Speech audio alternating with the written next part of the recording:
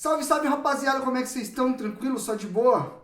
Seguinte, vamos para vídeo fazendo um balanço da participação dos brasileiros até aqui no Mundial de Clubes nessa primeira rodada. Eu, modéstia à parte, tô contente com o desempenho dos brasileiros.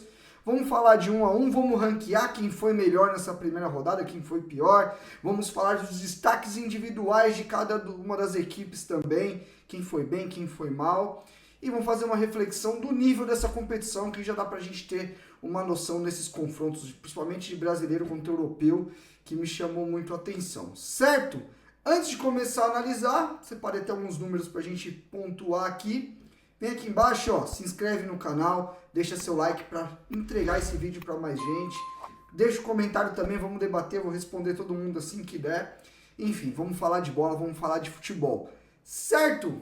Vamos começar pelo Fluminense, que foi o jogo de ontem, né, dos brasileiros. Eu tô gravando o vídeo no dia do jogo do Fluminense, mas o vídeo tá indo pro ar cedinho na quarta-feira. Para mim é o melhor desempenho, independente de não ter vitória. E para mim é a maior surpresa também, e eu explico por quê. Primeiro que o Fluminense pegou o adversário, ao meu ver, mais complicado. Para mim o Borussia hoje é mais time que o Porto, apesar de não ser o Borussia dos sonhos, apesar de não ser aquele Borussia que todo mundo, não é realmente, de fato, não está entre as principais equipes hoje da Europa, mas é um time muito forte, é um time que encerrou a temporada bem, e o Fluminense, em termos de investimento, dos 4 que chegaram no Mundial, é o que tem menos investimento. O Fluminense é o que se vira mais com o que tem. Não tem SAF, que é o caso do Botafogo, não tem um Flamengo com uma gestão muito boa, que fez o time poder ter um poder de investimento muito grande. Um Palmeiras também que tem uma gestão já de anos muito organizada para investir. Então, assim, o Fluminense tinha a maior pedreira e para mim foi o melhor comportamento. Primeiro, eu acho que não só igualou a intensidade, mas foi mais intenso que o Borussia. E aí a gente pode até levar isso para uma discussão, lembrando que os europeus estão em final de temporada. E eu acho que isso ali para um balanço final eu vou falar um pouquinho também. Eu acho que isso entra sim no jogo. O Porto no segundo tempo contra o Palmeiras também, dado o momento ali, baixou muito a intensidade.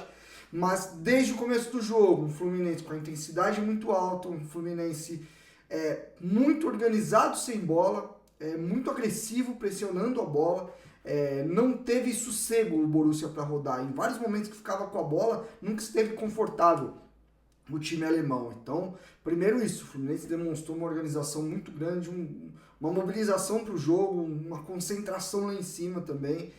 O Borussia teve sim suas oportunidades. Foi um jogo que, dado o momento também de muita trocação, foi um jogo muito legal de assistir, cara. Um jogo assim com muito conteúdo. Ele perdeu um pouco do controle ali nos minutos finais, mas foi um jogo de muito conteúdo tático, de bons jogadores dos dois lados e a coragem para jogar do Fluminense, né? O Fluminense teve muita humildade para jogar sem a bola, muita agressividade, mas com bola também as transições muito fortes. É muito bom o jogo do Fluminense, acho que nesse sentido não tenho que questionar. Para mim é a melhor atuação nessa primeira fase. Vamos dar uma olhada nos números? Vamos lá, vamos falar um pouco dos números do Fluminense para a gente até tentar mencionar algumas questões que a gente colocou, né? Primeiro, ó, dobro de finalizações, né? Defesa do goleiro. O Kobel foi muito bem, né? O goleiro do Borussia Dortmund. Aliás, é muito bom goleiro o Kobel. Aí a gente tiver a questão de passe aqui, não entra muito. Olha a quantidade olha o quanto desarmou o Fluminense, quanto foi agressivo no jogo o Fluminense. Isso me chama muito atenção. E ó, conseguiu, principalmente pelo lado direito, finalizar mais. E é muito louco, porque o Fluminense desarmou mais e fez menos faltas. Ou seja, tem coisa boa aí pra gente falar desse Fluminense. Como eu falei, muito agressivo. Acho que em nível de intensidade, eu vou até passar por um próximo quadrado aqui. A questão dos duelos, isso me chamou muito a atenção. O Fluminense ganhou 57% dos duelos contra um time do Borussia que é muito físico, é um time com uma estatura, jogadores com muita estatura. Os duelos no chão ganhou mais no alto. Então, assim, isso chamou muita atenção no Fluminense, quanto ele conseguiu igualar a intensidade, como ele conseguiu fazer um jogo muito agressivo. E, assim, de verdade, eu até falaria depois dos destaques individuais, mas eu vou falar agora já. O primeiro tempo, principalmente, eu tô de franjinha, ó. O cabelo tá ficando grande, ó. Começa a ficar com franjinha, eu vou tirar a franjinha. Mas voltando, o jogo que o Arias fez, principalmente no primeiro tempo, é putaria, putaria, putaria. A capacidade dele se mover, saindo da direita para dentro, de estar em vários lugares do campo, e muita dinâmica. Ele entende muito o momento certo de pausar o jogo, o momento de dar ritmo. Ele esconde muito bem a bola, é muito difícil tirar a bola do Arias. O Arias fica girando, rodando muito bem. É um cara assim, que de verdade, desde que chegou no Brasil, chegou como um ponta habilidoso. E hoje é um cara que pensa o jogo, cara. Pensa o jogo. Fez uma partida assim, surreal. Muito bom, muito bom. E aí eu vou chegar onde eu quero chegar depois no final do vídeo. Que é esses jogadores que a gente sabe que aqui são muito bons, mas que nível eles estão? Eles agora estão sendo testados. O Arias pegou o Borussia Dortmund e jogou, mano. Pôs a bola no chão, jogou. Apesar de não ser um cara de muita estatura, não ser um cara grandalhão, sustenta o contato e mostrou isso no jogo, numa partida assim. Então, para mim, o top 1, o primeiro, em questão de desempenho. E aí, o Flamengo ganhou, controlou, beleza. Mas o Fluminense pegou o adversário mais difícil e, assim, jogou, mano. Jogou bola. O Fluminense jogou bola. Vocês sabem que eu, com o Renato Gaúcho, pego no pé e tal, mas, assim, o time dele foi extremamente organizado. Tem um trabalho ali. A gente tem que, quando queimar a língua, tem que falar. Não tem jeito, tem que ir. Tem trabalho ali, tem trabalho e o jogo de hoje mostrou muito isso, cara. Por mais que eu entenda que o Borussia, em nível de intensidade, a perna tava pesando, como pesou pro Porto. Mas, enfim, cada um. O outro Mundial também era meio de temporada deles e final da nossa. E adeus, um abraço, não tem muito o que fazer. Vamos agora para falar um pouco do Palmeiras, né? Eu até separei aqui uns números do Palmeiras pra gente falar do Palmeiras também. Palmeiras, pra mim, fez um bom jogo, um jogo melhor que o Porto. A palavra do momento é amasso, né, cara? Pra mim, amasso é 4x0 do PSG ou na Inter ali, que o outro time não vê a cor da bola. Não acho que o Fluminense fez um amasso. O Borussia também teve chances e o Palmeiras foi o melhor. O Fluminense foi melhor que o Borussia e o Palmeiras foi melhor que o Porto. Ambos estiveram perto de ganhar o jogo, mas não acho que é amasso. Eu acho que o Palmeiras pegou um time tecnicamente muito talentoso, que é o Porto, mas que é um time que fisicamente tem dificuldade. Você vê que tem jogadores mais franzinos, jogadores muito jovens ainda, que talvez não estejam nem maturados ainda fisicamente totalmente. Então, um Palmeiras que conseguiu colocar o seu ritmo, conseguiu abafar, e aqui a gente vê, 17 finalizações, 2 grandes chances, o Porto só uma. Então, para mim, a estreia do Palmeiras foi muito boa, mas o Porto é pior que o Borussia. Então, e para mim o Campeonato Português é bem pior que o alemão, e o Campeonato Português é bem pior que o brasileiro. Os portugueses que aparecer, não, o nosso canal ainda não tá bombando não. Mas assim, vai me desculpar, Portugal é um nível muito abaixo do Brasileirão, eu nem conto. Para mim hoje a gente é a 6ª liga, vai. Só perde das 5 principais ali da Europa. Mas eu vou falar um pouco mais disso. Mas assim, Palmeiras pra mim bem, conseguiu colocar seu ritmo. Vamos ver o que eu mais separei aqui de estatística. Entrada no terço final. O Palmeiras entrou muito no terço final. 49-30, né? Teve muito perto do gol do Porto, principalmente no segundo tempo. Acho que o segundo tempo do Palmeiras muito forte. Olha o tanto de passes no terço final também, ó. 90-39, cara. Loucura. O Palmeiras faltou ser mais assertivo, acho que ele conseguiu, de uma maneira geral, colocar o seu ritmo e, como eu falei no outro vídeo, muito maduro o Palmeiras, assim, dentro das suas ideias. É um time que o jogo não escapa, não perde controle, sabe?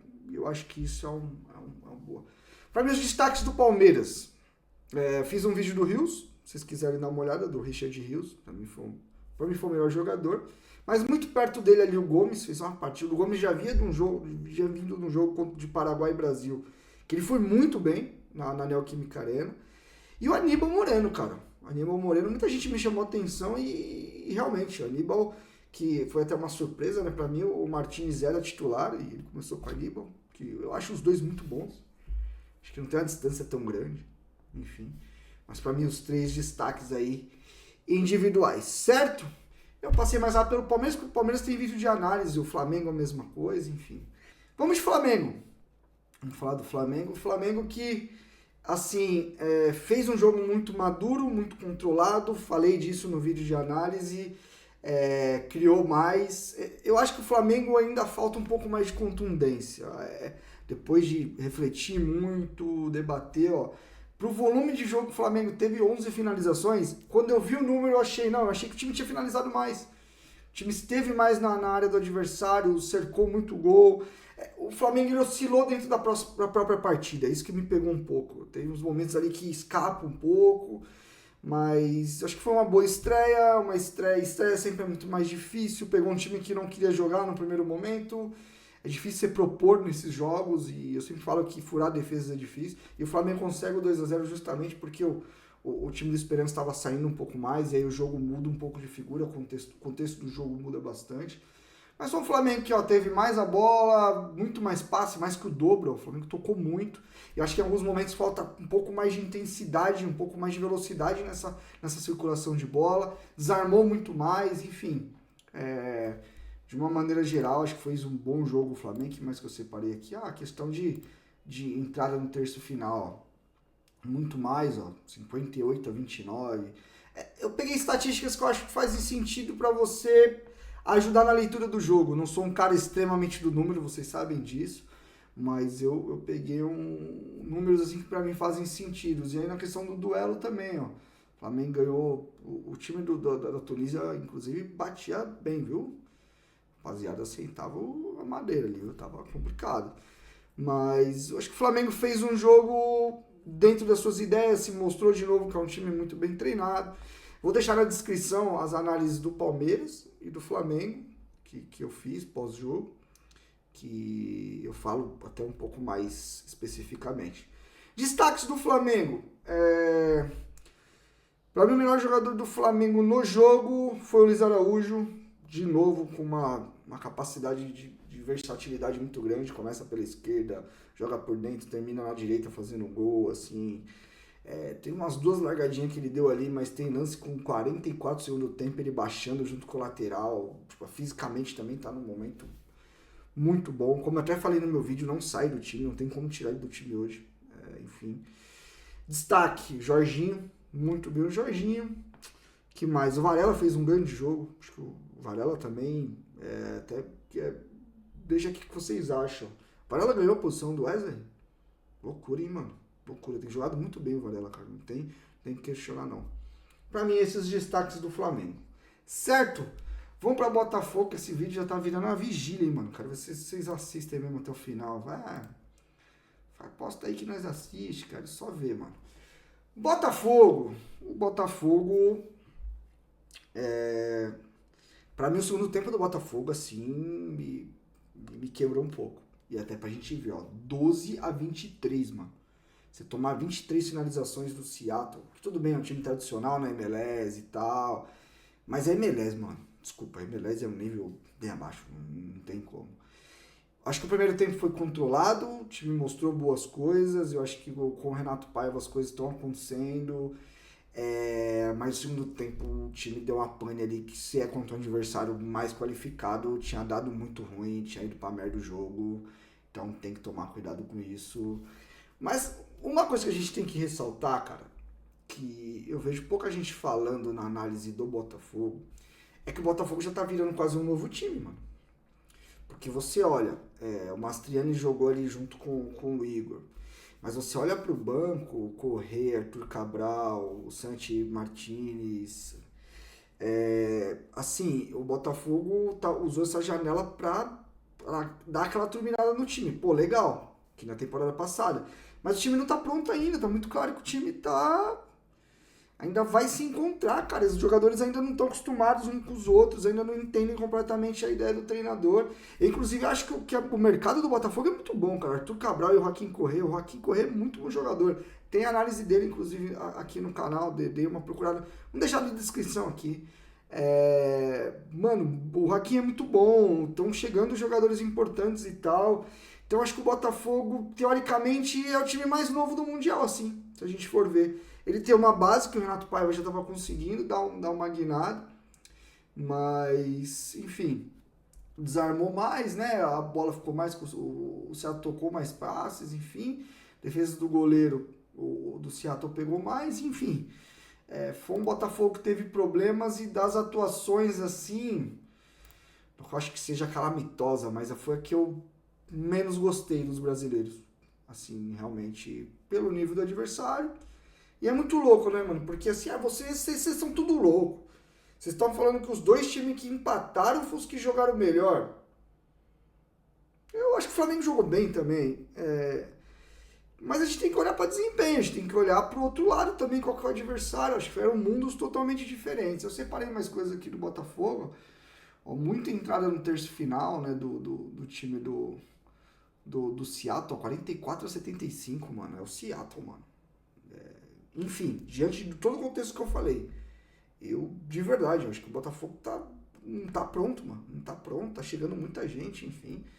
Mas muita gente, às vezes questiona e tal. Pô, mano, o time que ganhou, vocês acham que foi pior do que o que empatou? É que eu falei, contexto, tem que olhar para desempenho, tem que olhar para outro lado também. E, enfim, agora eu vou tirar esse quadradinho daqui e vou voltar eu para a câmera inteira. Tá, o saldo para mim, assim, de uma maneira geral, positivo. Acho que ninguém passou vergonha e eu acho que ninguém vai passar vergonha. Tudo bem que o Botafogo tem um PSG aí é bucha. Mas, assim, isso me leva para uma parte do debate que eu queria trazer, que é a questão do nosso nível de futebol. Para mim, essa é a minha grande dúvida sobre esse Mundial. É onde eu estava mais curioso. Tipo, mano, como que esses caras vão bater com os europeus? Como é que vai ser? Primeiro, para mim, o nosso nível aumentou muito nos últimos anos. De verdade. Como eu falei, para mim somos a sexta liga do mundo. A gente está acima de Portugal, a gente só está atrás de Alemanha, Inglaterra, Espanha, Itália e França. Sei que muita gente vai brigar comigo sobre a França. Mas eu acho que a França ainda é uma das ligas mais formadoras de jogadores. Praticamente, você pega a Premier League, tem muito jogador formado na França, então acho que o nível lá é bom. Mas acho que a gente não tá tão longe também, dá pra colocar junto ali. E isso, cara, se explica muito pela nossa condição financeira. De verdade. Um jogador como o Arias, 10 anos atrás, ele estaria jogando num time médio de terceira prateleira na Europa. Ele já teria saído. Hoje, pela nossa capacidade de pagar, de investimento, a gente consegue segurar mais jogadores para esses mercados, os intermediários. O meio de tabela de Itália, o meio de tabela de Espanha.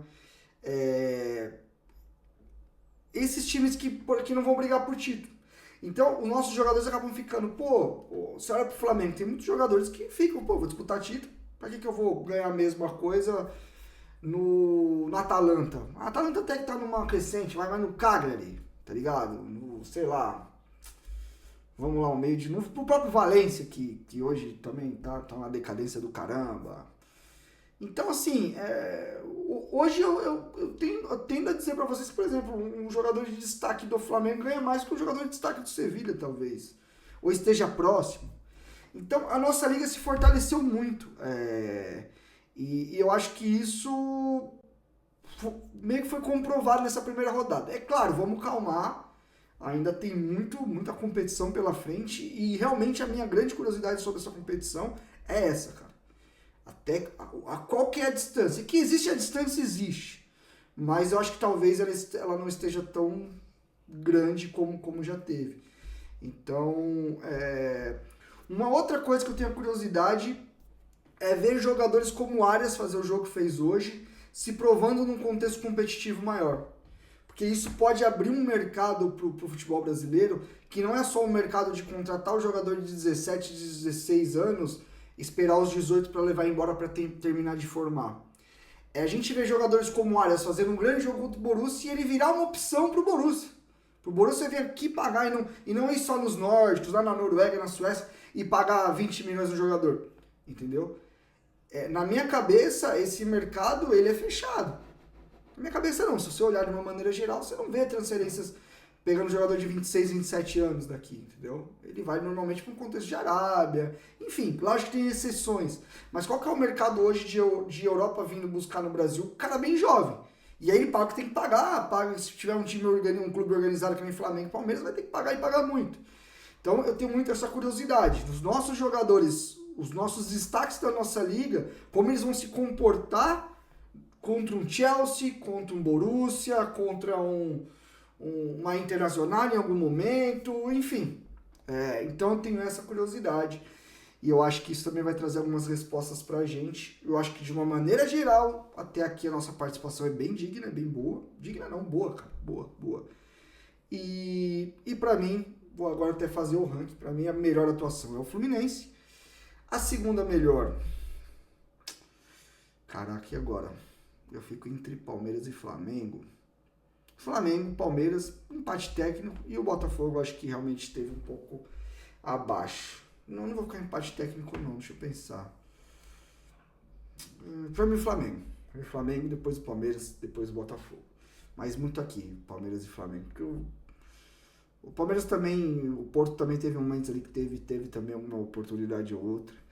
Mas enfim, vamos ver. Eu particularmente estou gostando muito desse campeonato. Acho que pra calendário é uma merda mesmo e não tem como negar isso. Tá muita gente torcendo o nariz, inclusive na Europa por conta disso. Mas o campeonato é legal pra caramba, de verdade. A gente vê esses enfrentamentos, essas dinâmicas, é muito maneiro. Certo? Mano, esse talvez seja o vídeo mais longo do canal. Espero que vocês fiquem comigo até o final. Fechou? Humildemente, rapaziada. Um abraço, até a próxima.